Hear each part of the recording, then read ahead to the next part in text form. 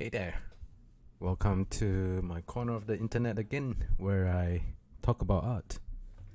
So today, we're going to look at some still life paintings from 17th century Dutch masters. And I actually put down some notes here just so I have more of a direction than the random rambling that I used to do. So first of all, I think so. Here are some samples of the kind of artwork I'm talking about, just to give you guys a few. And and I think one thing that I've been neglected. One thing I have neglected to talk about is that the first impressions when it comes to your first impression when you look at a piece of art is very, very important. And because it forms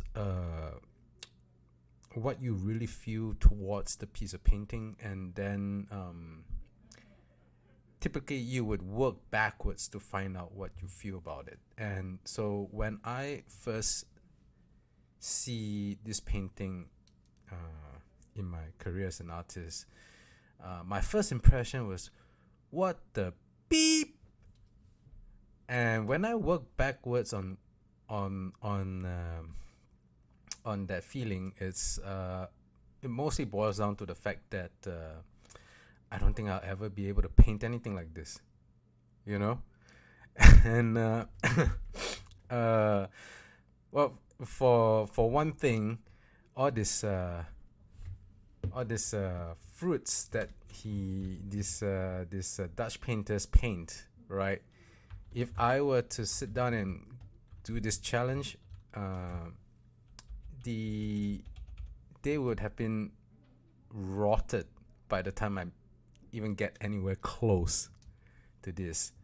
And that in fact did happen, because the one time I challenged um, um, drawing a piece of bread, it took me 3 months, and I think that piece of bread no longer looks anything like this anymore.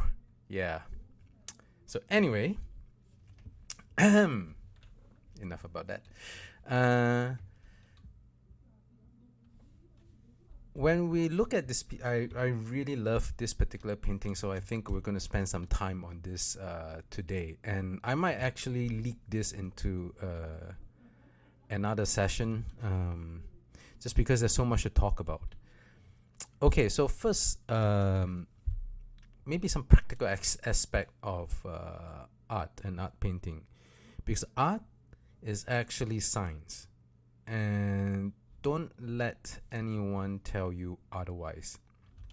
So first of all, in order to be so, let's take a look at this thing here, this metallic jug.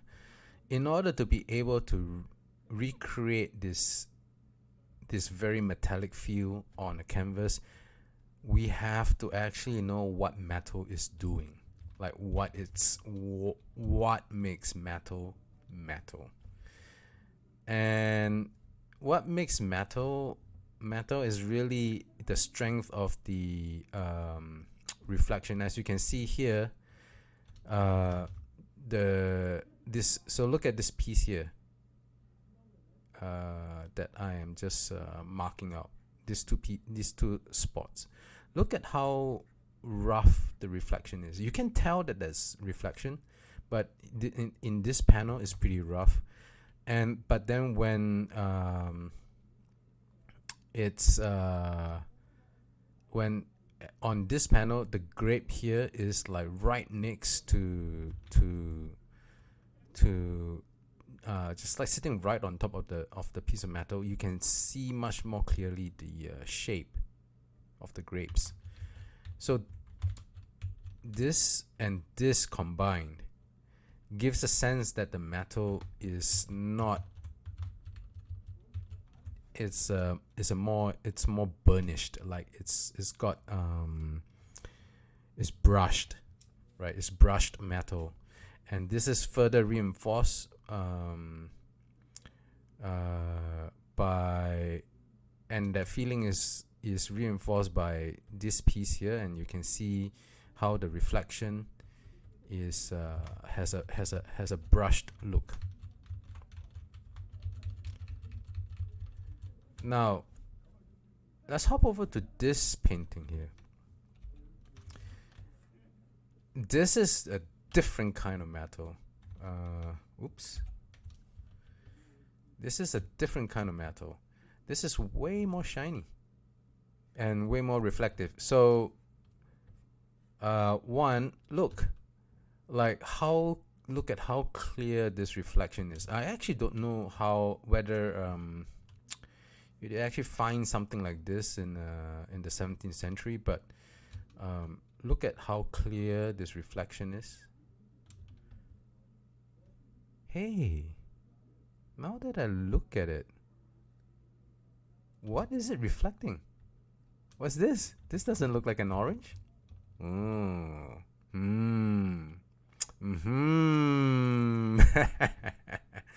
Okay, I feel a little bit better about myself now. So maybe the guy missed out this big orange here and just sort of drew this. I don't know. It feels that way. It looks that way. Step backwards. Okay. Anyway, enough gloating.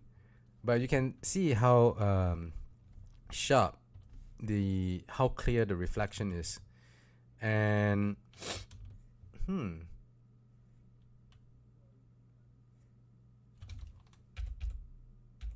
okay, I'm going silent because I've just thought about some things as well. This part feels so clear compared to this part. I wonder why. Yes, well, the windows are further away. You can tell. But if the metal is that reflective as to show something so clearly, show up this plate so clearly here, I would imagine actually we would see a bit more.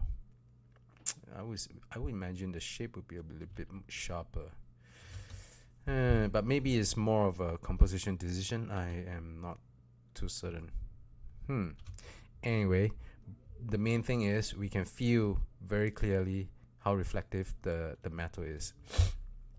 And the second thing about metal is that it actually doesn't have its own color, so to speak. I mean, that's not strictly true. Let me rephrase that. Metal often take on the color. It does have a color, so brass has its own color, and so does gold, and silver is of course just gray. Chrome is gray. Brass is orange. Gold is a bit yellow. What else? Not quite.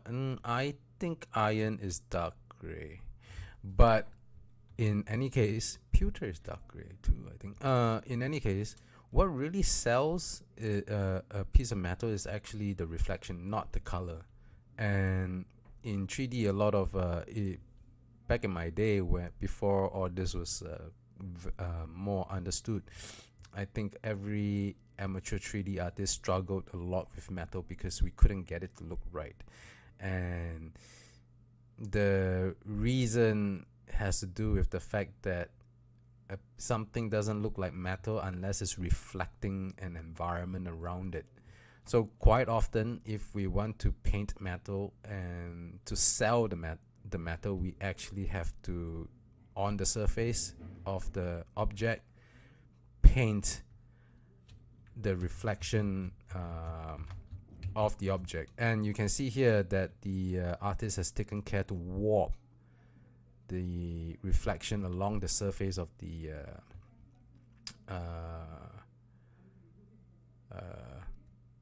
I suppose this is a jug of some kind of water holding device. Anyway, and it's not easy, mind you, because we have to warp the thing. So this circular plate, we have to warp it, but warp it along the the surface of the object, but still retain the feeling that it's round, you know. And this is just awesome. And you can see here the treatment of the glass. It also has reflection, but it is, because glass is different again from metal.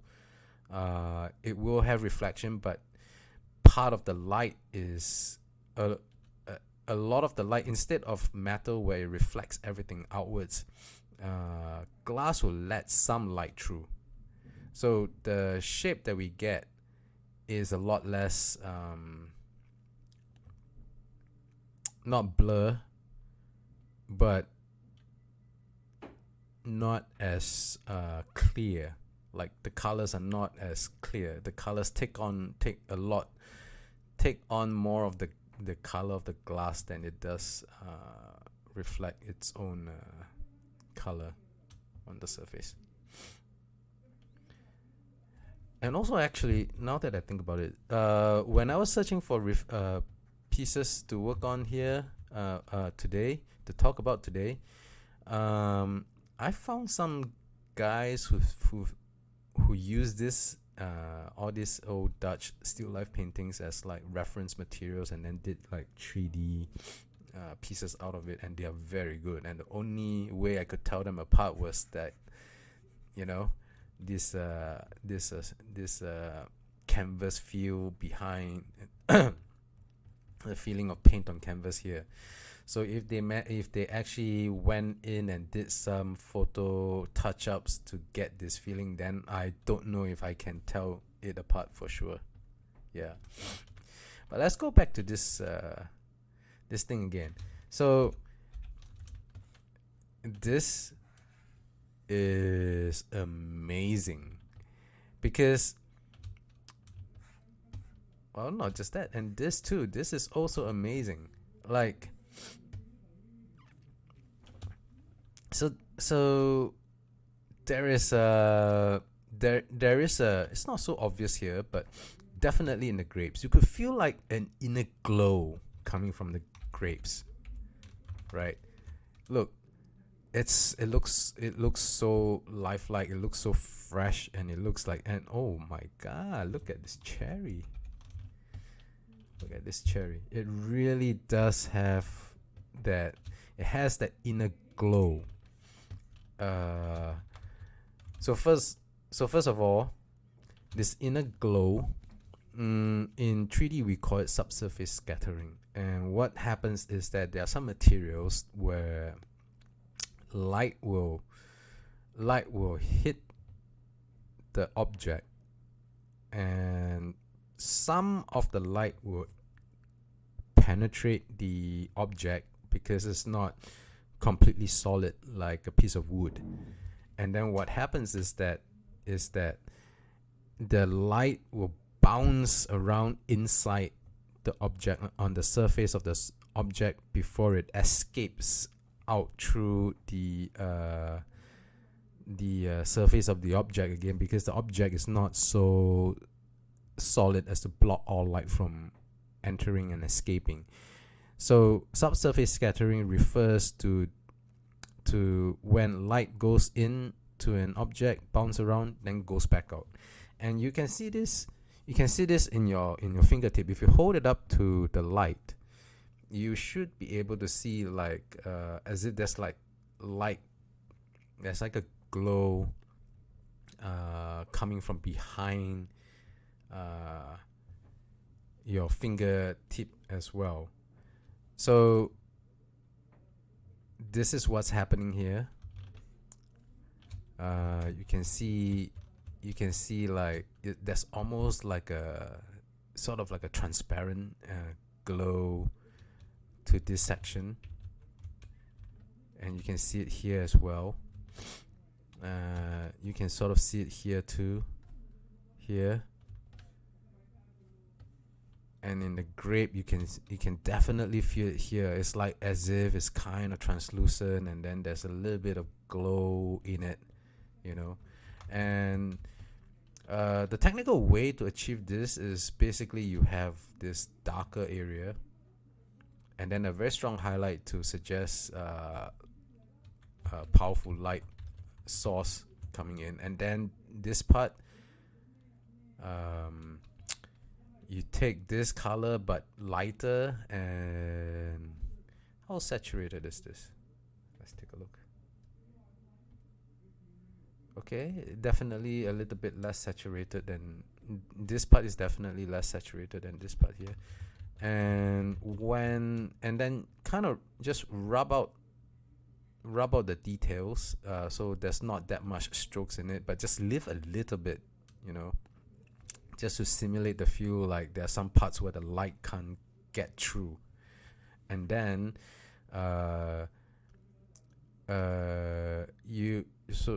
we would make sure that the edge is light, but then just underneath the form here in this area is slightly brighter than everything else. Can you see? It's very hard to see, but this portion here is just slightly brighter than this portion here. And that's how we get that illusion of light going in, bouncing around, and then escaping again. Of course, this illusion is not complete without this section here. So this part has to be, because it's in the shadowed regions, it will have to be darker, but we also must have this feeling as well. So you can see this section is just a little bit lighter than here or here, like there are traces of it, not like a full patch, but just like strokes of it, like this, that makes it feel as if the light is going through. So bring some of this color over to this side, and you can see this is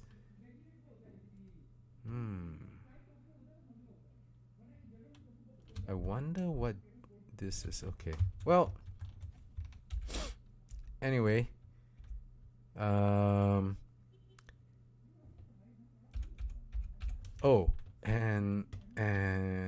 the bread wasn't the only still life food still life I did. I think, now that I remember, I also did an orange. I was so inspired by this Dutch Masters that I actually tried doing an orange as well. And yeah, let's just say it was very difficult because I painted it over a couple of months and had to change a lot of oranges. Yeah, man, this leaf is amazing. Wow, the oysters, man. Look at the flesh of the oysters. The color feels so real. Okay, anyway, that's it for today. I might do a second one because there are other things that I want to go over, like the fabric, the leaves. I started a little bit on that, but I want to go in more about the leaves. So maybe that's a part 2. Who knows? All right. As usual, if you agree or disagree with me, or if you have noticed anything, you got anything you want to share, you want to fight with me, put it all in the comment section below. Thank you.